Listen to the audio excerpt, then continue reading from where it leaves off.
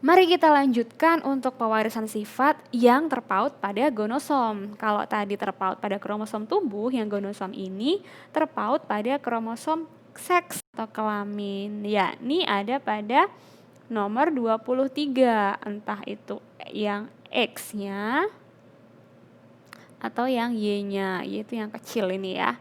Nah, apa saja Bu yang meliputi, atau kita membahasnya lebih ke kelainan ya, kalau untuk sekarang ini yang terpaut pada kromosom kelamin itu karena ada 2, mau X dan Y, itu ini ada beberapa jenis kelainannya anak-anak. Ini kalau di hewan ada anenamel, manusia kan hewan tuh. Hemofili, anodontia, buta warna, itu yang akan kita pelajari. Lebih utamanya ini sih hemofili dan buta warna. Berbicara tentang kromosom dulu, tadi kan udah ya, ada 2 jenis, kromosom X dan kromosom Y. Nah, tadi di awal bahwa baik buta warna dan juga hemofili itu terpaut pada kromosom X. Kita ingat kembali, kita tarik kembali bagaimana penulisan genotip dari kromosom kelamin. Berbeda dengan autosom, kalau autosom bisa disimbolkan dengan alfabet A sampai Z, tapi kalau kromosom seks atau kromosom kelamin itu hanya disimbolkan dengan 2 huruf tadi, baik X atau Y. Nah, jadi bentuk genotipnya seperti apa Bu? Di sini nih.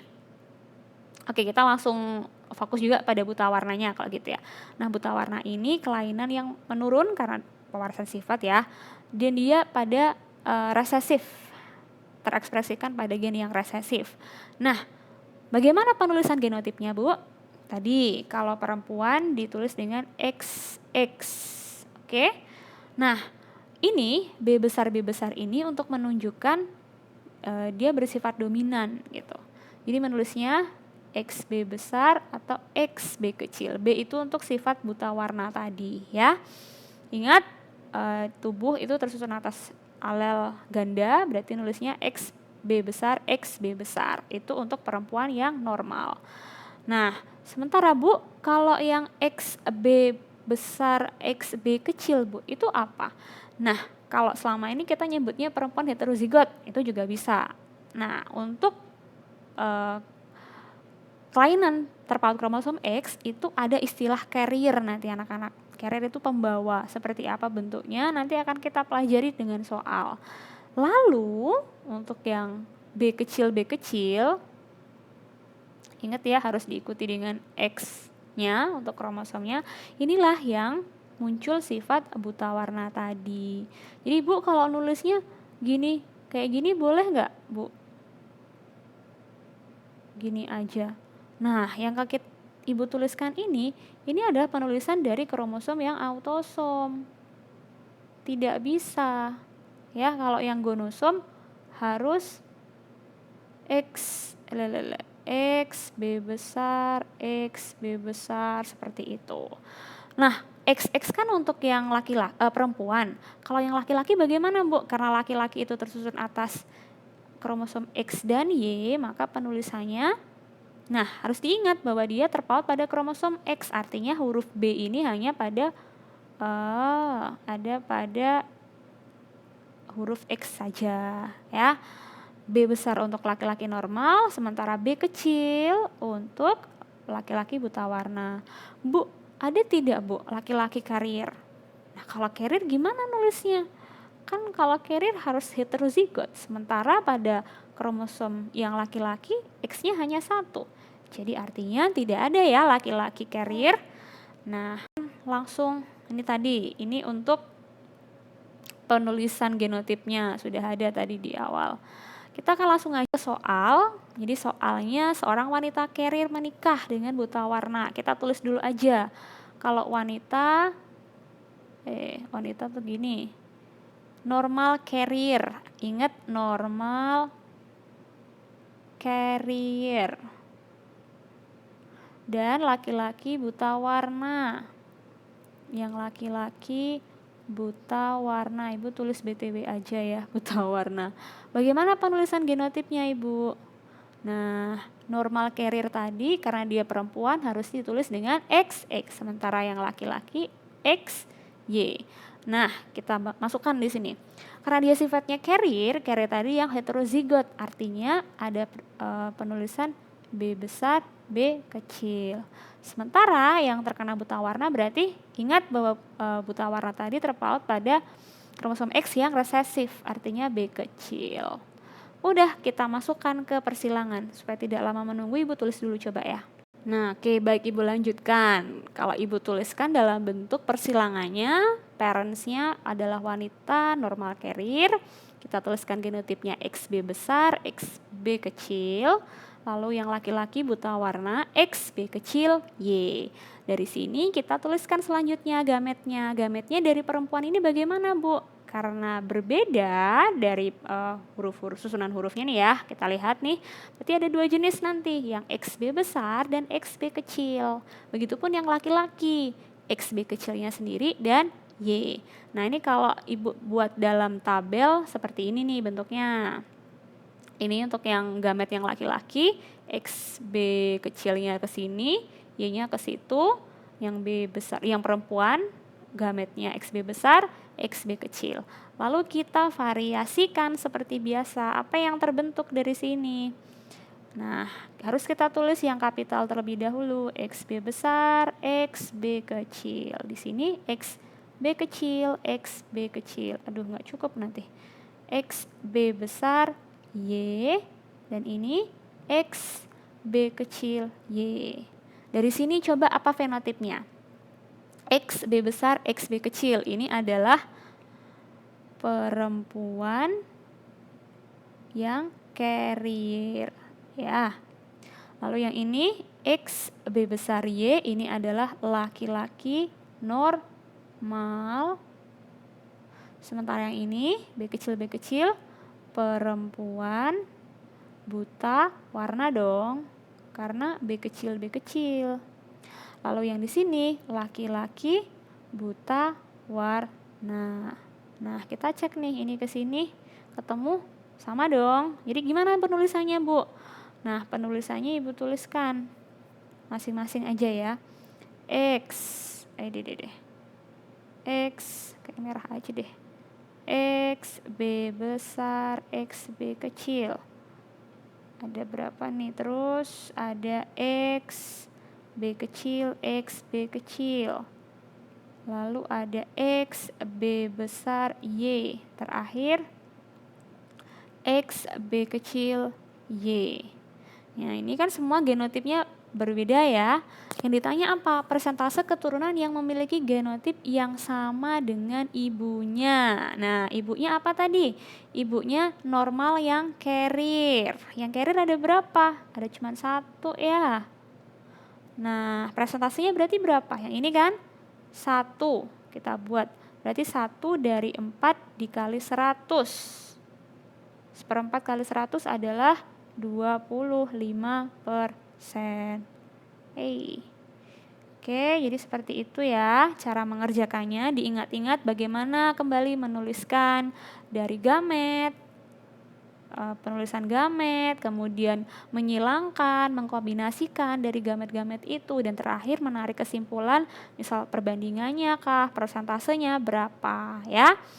Kita lanjutkan, yang kedua ini adalah hemofili. Masih sama, terpaut pada kromosom X juga dan yang resesif. Nah, cuman bedanya pada penulisan genotipnya. Kalau tadi buta warna itu dengan huruf B, kita hemofili pakai huruf H aja ya. Dimana kalau yang Ibu tulis aja di sini deh, H besar dan H besar, dia adalah normal dan jenis kelaminnya perempuan normal. Lalu kalau yang begini, variasi XH besar XH kecil, yang heterozigot ini sama seperti tadi yang albino, dia adalah carrier alias pembawa. Dan ketika H kecil inilah perempuan yang mengalami hemofili. Yang laki-laki bagaimana, Bu? Oke, kita cek lagi XH besar Y dan XH kecil Y. Ini siapa yang albino, yang mana? Ingat albino, hemofili. Hemofili adalah yang bawah ya. Oke, udah ini inget-inget dulu pokoknya gimana, bukan diingat lagi sih, dipahami betul-betul bagaimana menuliskan genotip dari kelainan-kelainan pada kromosom ini harus betul-betul dipahami. Ini kalau belum nggak paham duluan, nggak bisa melakukan persilangan. Oke, sekarang seperti biasa coba kita lanjutkan ke contoh soalnya, jadi supaya ada gambaran. Nah, laki-laki kalau tadi kan buta warna, ini laki-lakinya sekarang normal, menikah dengan perempuan normal yang carrier.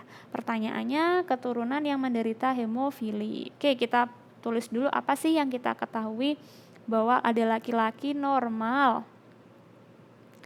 lalu menikah dengan perempuan yang normal carrier. Ibu tulis gini deh. Ini kalau carrier tadi ada heterozigot ya kombinasinya. Nah, normal bagaimana penulisan laki-laki?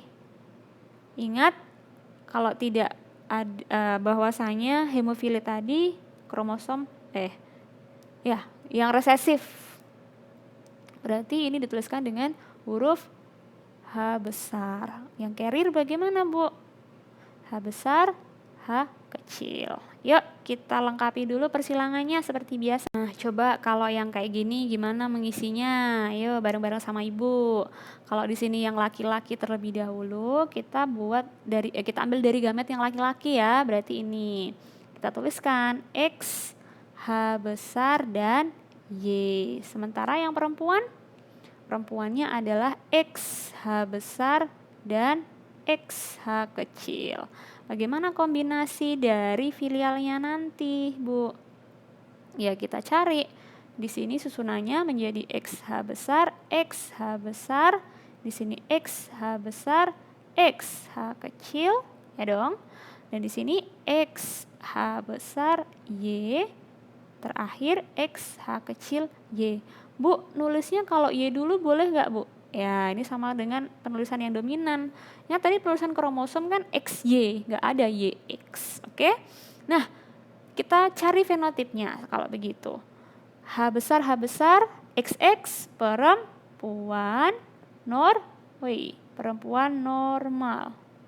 Dia kenapa gerak-gerak sendiri sih sukanya dia? Nah, lalu yang di sini perempuan juga ya, tapi dia perempuan carrier. Dari mana Bu tahu carrier? Itu H besar, H kecil. Ya, heterozigot. Yang ini apa? XY, laki-laki. Laki-laki apa? H besar, normal. Sementara yang ini adalah baru deh, karena H kecil, resesif. Laki-laki hemofili. Oh iya, Ibu belum jelasin. Bu, apa hemofili, Bu? Jadi gini, setelah ini deh ada pohon silsilah, nanti Ibu jelasin di sana aja. Kita fokus sama persilangannya dulu ya. Nah, keturunan mereka yang menderita hemofili adalah sebanyak, siapa nih yang hemofili? Cuman ini aja kan? Sebanyak berapa? Karena ditanya lagi presentase, ini oke, Ibu tulisin dulu yang lengkap. Nah, kalau dituliskan lengkap seperti ini ya, keturunan yang menderita hemofili cuma 1 orang di sini nih. 1 dari berapa? 1 dari 4 dikali 100. Ketemu tetap sama yang dengan tadi. 25%. Oke, sampai di sini. Oh, tadi Ibu ada janji untuk menjelaskan. Nah, jadi gini anak-anak. Sebetulnya hemofili itu adalah penyakit yang pertama kali terdeteksi ada pada silsilah kerajaan keluarga Inggris. Jadi, laki-lakinya si Ratu Victoria ini menikah dengan Pak Albert gitu ya. Nah, ketika dia melahirkan anak, ada yang aneh nih pada saat itu.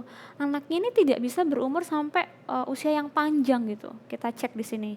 Yang menderita hemofili ini kan yang hijau-hijau ini maksimal 56 tahun ini ya. Ada 21 tahun, 3 tahun, 4 tahun. Nah, ini adalah penyakit yang diderita yang ketika ada luka dalam tubuhnya, kita sudah belajar dulu misalnya dari jaringannya itu ada yang robek, pembuluh darahnya pecah, akhirnya darah itu keluar kan dari pembuluh. Nah, di hemofili ini itu tidak bisa terbentuk adanya benang-benang fibrin gitu. Trombositnya tidak bisa memicu adanya pembentukan benang-benang fibrin. Dengan demikian konsekuensinya, maka darahnya adalah sukar membeku. Jadi ngalir terus, mengucur terus gitu kan. Nah, bayangkan ini kalau menyerang atau diderita oleh yang generasi perempuannya. Jadi kalau udah mau masuki masa pubertas gitu kan, kemudian menstruasi, tuh nggak bisa tuh darahnya berhenti. Akhirnya lama-lama akan kehabisan darah.